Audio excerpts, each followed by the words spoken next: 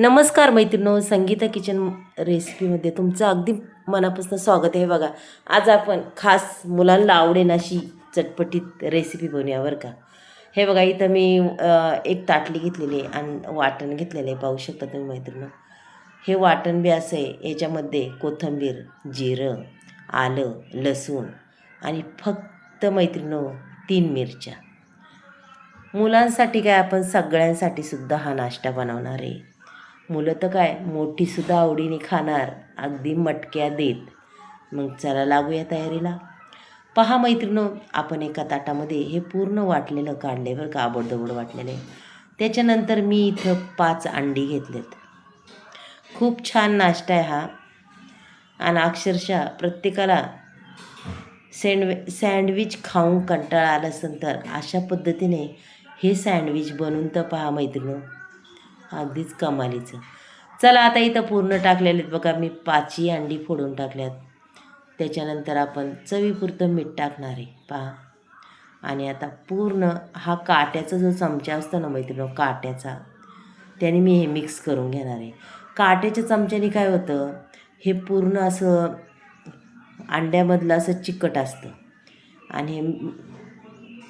आणि मिक्स व्हायला थोडा त्रास होतो. त्याच्यामुळं काट्याचा चमचा घ्यायचा.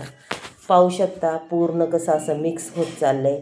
संपूर्ण असं एकजीव झालं आहे पहा मैत्रिणी, असं एकजीव. आणि आपण हे असंच बघा, पहा, आपण जसं फिरू तसा त्याचा रंग चेंज झालेला आहे मैत्रिणी. आणि संपूर्ण ते असं मिक्स झालेलं आहे बरं का. आता त्याच्यानंतर आपल्याला इथं थोडी थोडी करून अशी कोथिंबीर घालायची पहा मैत्रिणी.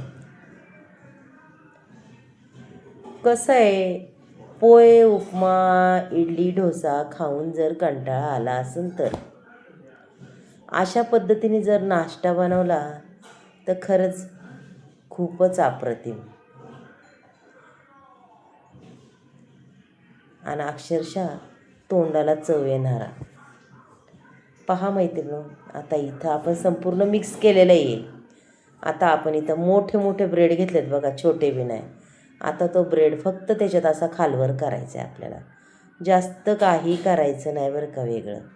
हे बघा, अशा पद्धतीने हा ब्रेड आपल्याला खालवर करायचा आहे.